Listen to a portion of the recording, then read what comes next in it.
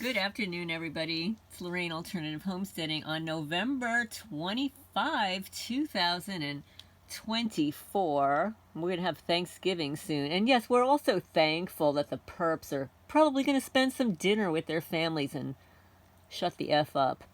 So anyway, it's just mid-afternoon or early evening here in remote rural Kentucky. It's overcast. We're expecting some rain. I hope everybody's doing well. Please remember to hit the thumbs up. Helps the channel grow, get the message out there. I've got a few things I'd like to discuss with you. So, I look so forward to your comments on the videos. And I guess when I mentioned in one of my last videos that at least I now know, I've known at least 4 women that have divorced their cop husbands. And their husbands, in retaliation, placed them on a watch list. And they have been harassed and stalked and assets stripped ever since, okay? So now another woman has come forward and an ex-military wife. So that is now, I've got a list of 5 women, 1 ex-military, who were married, divorced their copper exes, who then placed them on a watch list. So this is evidence that the cops use this as a retaliatory measure, a vigilante stalking measure against people they don't like, who do them wrong. They can't get over the fact that some woman just wouldn't want them anymore. I mean, get over it, weenie boys. But anyway, this is proof. And obviously, this is only what I know. This is only what people have mentioned to me. Because I'm sure there are a lot of women out there who were married to cops that are either in a bad relationship, or maybe even they divorced them, were trying to get custody of the children, they're narcissists, you know how that works. The relationships have ended, and then the wife gets placed on a watch list.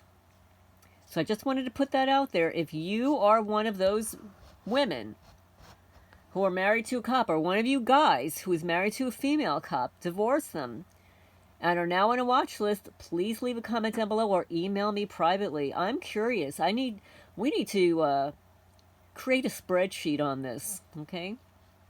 So, now I wanted to mention, and I actually just noticed today, you know, I've been interviewed since 2017 by many people. Romola D, Meggs, Frank Allen, David A., and then, you know, more recently, Richard Moore.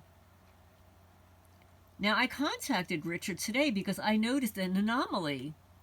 And I had even requested a manual review of the 2 interviews that I had with him with regard to where I live now in Kentucky. Okay, Jackson County, Kentucky. And about the Sheriff's Department and Ross Murray, the county lawyer. And, of course, the paid informants, my neighbors, you know, the Scarlett family and the Perky family. I can say their names by name because I've already been in court with the Perkys, right? I've filed multiple reports. I had an informed witness, a signed witness statement, and the witness was then threatened. Yes. So, the point I want to make is both on Richard's channel and my channel. Oh, it's only those 2 videos on both of our channels that was demonetized. I don't know why. It said something about privacy concerns. What kind of privacy? There's no privacy.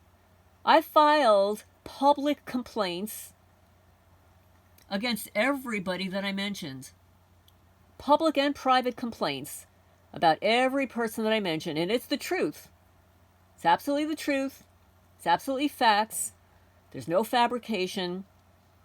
And so Richard is sending YouTube a scathing letter because they did it not only to me, but to him. And obviously, he's interviewed hundreds of people, maybe thousands of people. And one of the last videos that we did together, I had 621 views. So that's quite a lot of views on one interview. I mean, I don't get that many views on all of my other interviews, but I'm absolutely convinced Because I know for a fact that he does it. Ross Murray, the county lawyer, he sticks his little nose, his little brown nose, into everybody's business, like mine. Like when he was trespassing my property across the street with my criminal neighbor, trespassing my legally surveyed property that I owned and paid for. Without permission from me, she's posting no trespassing signs, leaving her signature, her handwriting behind. And actually, I have 4 samples now of her handwriting. 4. That's how ignorant the people are around here. I mean, I'm no forensics expert or anything like that, but I have studied handwriting analysis. I have, when I lived in New Jersey. And they all look very familiar. They all look very similar. Okay? So anyway.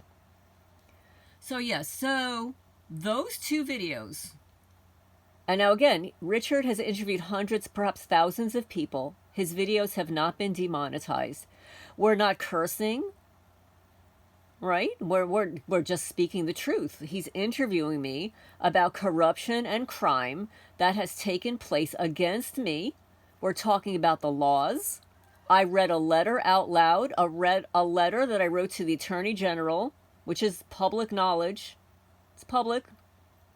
And yes, so YouTube demonetized both of them for really no good reason, other than I guarantee somebody from Jackson County, likely the lawyer, contacted them and say, hey,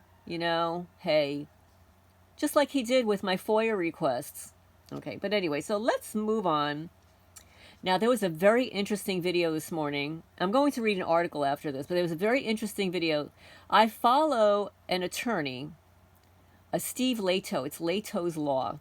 I don't know if he's still practicing, if he's retired, but he's got a very popular YouTube channel. Like, he's got 557,000 subscribers, right?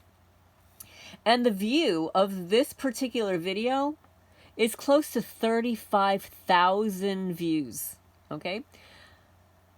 The subject matter: more police departments handing out badges to people who aren't cops. Now, the reason I'm mentioning this is because we know as targeted people that the police engage in citizen corps, citizens on patrol, the community watch, your paid informants and stuff. And we also know for a fact that the FBI thinks that this is really funny, that they can engage these people and make them feel so important by handing out fake badges, right? And yeah, that's a fact. That's absolutely fact. There are articles written about this, and how my favorite Bureau of Investigation kind of laughed about how they put this program in place, and they did it to appeal to the egos of the people that were their patsies, okay? The useful idiots, by giving them fake badges, okay? But now, in this video, and I'll play a little bit of it. I don't want to get copyright. It's only a 10-minute long, but I'll stop and go, because there's very important information in here that they were handing out badges to people that were not cops. And some of them were in different communities, different jurisdictions. They were also allowing them to utilize weapons. Cops use, they have devices that they use out of jurisdiction with these fake badges. Now, why would you think that would be permitted? It sort of reminds me of how when federal agents, etc., leave their jobs, they could either be terminated, they retire, but they still, ironically, keep their security clearances. Why? I know for a fact, I was a corporate human resources manager. When somebody gets terminated, somebody leaves the company, one of the first things that they do is they lock down your computer and escort you out the door. Right? No, you don't get to keep your security clearances, your passwords, access to the computer, access to your, anything. Right? So why do these people get to keep their security clearances after they're no longer an agent? Well, it has been exposed already, and Senator Rand Paul exposed it a couple of years ago, that some of these individuals who are now retired, the suspendables, whomever they are, were having access to the databases that were confidential. And many times that they were accessing the confidential databases for personal use. You know, looking up girlfriends, looking up girls, and also for the people that they were going to target. Okay, so this should not be permitted. If somebody retires from law enforcement, somebody leaves a federal agency, they should immediately have their security clearances chopped. Now, if they want to go work somewhere else, they should be required to apply again. Because you don't know what they have accumulated in their history that might prevent them from obtaining that security clearance again. That's just my 2 cents. And I think that I'm going to bring that topic to the forefront of Robert F. Kennedy, because he's got a website, and whose name I keep forgetting, where he requests input from the public about bills, laws that we want to see enacted, topics that are important to our hearts. So anyway, this is, I'm going to play some of this. Steve Leto's Law. More police departments are handing out badges to people who aren't cops. Watchdog calls for honorary badge distribution to end. Chris Joseph and Dana Sauer wrote this for WVUE. Law enforcement badges, of course, signify authority, presumably after taking an oath of office. But a Fox 8 investigation found that some badges are granted to people who aren't officers. Practice known as non-employee commissions presents opportunities for misuse, according to the Metropolitan Crime Commission president, who said some of them are the same badges that trained commissioned officers and deputies receive, so there's no regulation, total discretion of law enforcement. So he says many police chiefs and sheriffs provide the badges or ID cards to political allies or friends of their departments. So if you're working for a sheriff and you pull someone over for a violation, like a traffic violation, and they issue or show you their badge that's given to them by their boss, the inference is that you shouldn't give them a ticket. You should let them go. And that puts an officer in an untenable position. So a series of record requests by the TV station found at least 8 law enforcement agencies gave out non-employee or honorary commissions. Those agencies provided hundreds of commissions to people who were not active officers. Now, this is problematic because we know right here in Jackson County, like our local sheriff has a conflict of interest with the Scarlet. You know, the one who's been stalking me, throwing poopy toilet paper on my driveway, screaming at me from the county road, threatening to duke it out with me on the county road, even though I've provided cease and desist letters to prevent her stalking, her cyber stalking and text messaging threats and all that stuff. So it's highly alarming. And also what concerns me is how, okay, it's one thing for them to be handing out the badges to people who aren't cops, who are their friends, political people. Now, what are those individuals, how are they utilizing those badges? Are they utilizing those badges to approach people in a targeted individual's life and threaten them that they're part of the sheriff's department? How are they utilizing these badges? Are they utilizing them to fake a warrant, a search, a home search? How are they utilizing it? Inquiring minds like to know. Please leave a comment down below of how you think that they're utilizing these fake badges. One parish sheriff's office alone provided Fox 8 records of more than 100 non-employee commissions. TV station requested an interview with the sheriff to discuss the commissions, and a spokesperson for the sheriff said to check back. Got to see how his schedule's working. However, the spokesperson proceeded to stop responding to follow-up emails. Other departments turned over lists with notable New Orleans figures on the list, including people such as, councilmen, people who are, on the city or village council. In a statement, one lieutenant constable said the office provides honorary badges to individuals who serve the community. He declined to be interviewed, but explained the badges are mementos. Serving the community. Huh. I don't know, guys. Handing out badges to people who serve the community. How are they serving the community? Are they paid informants? Are they stalkers, harassers, trespassers, vandalizers?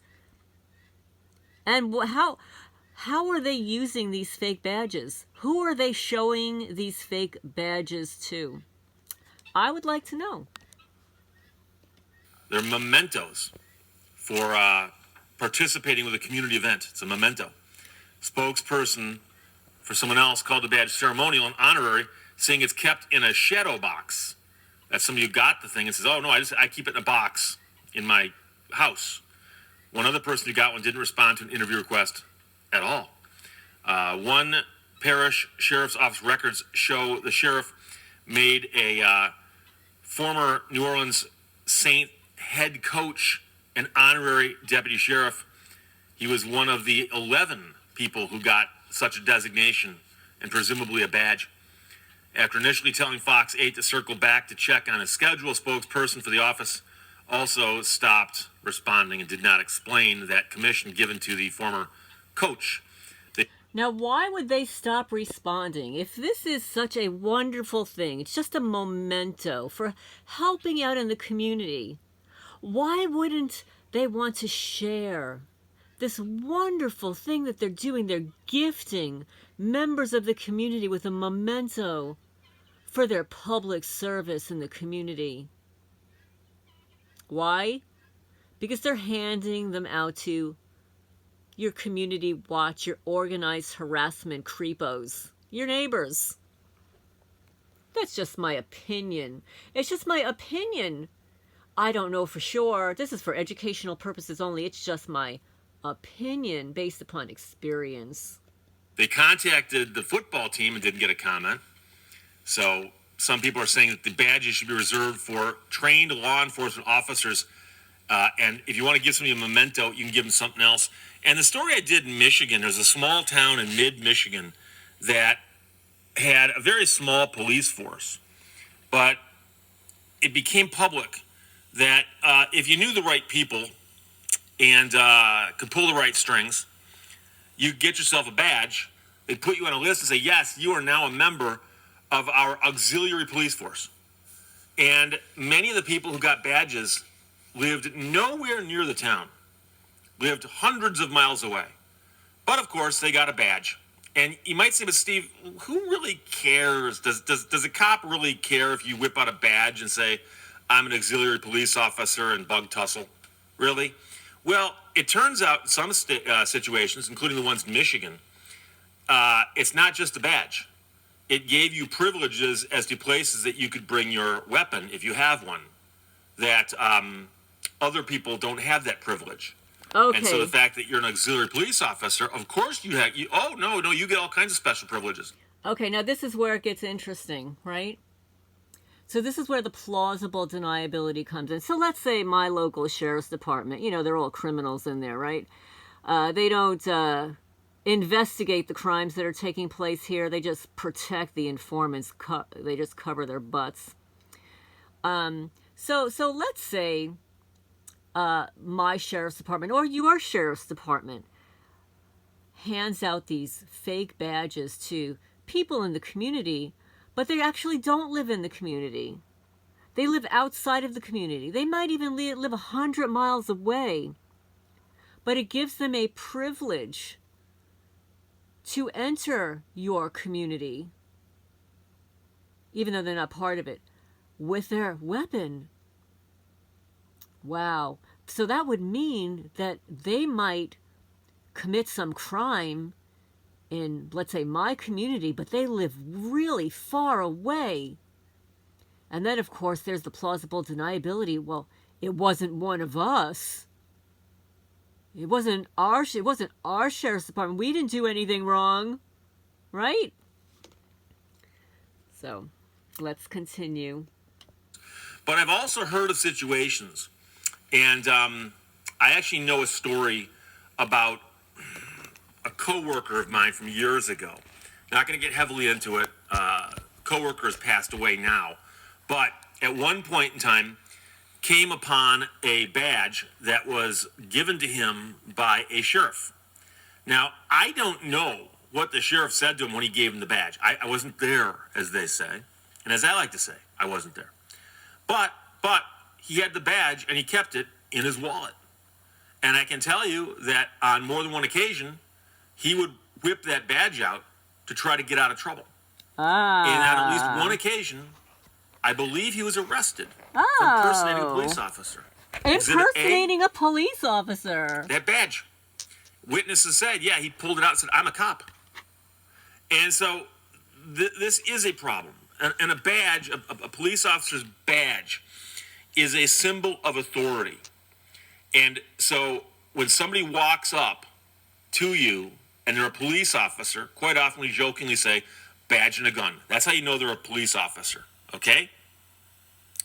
Well, of those two things, the badge is the one that everyone knows should be hard to come by.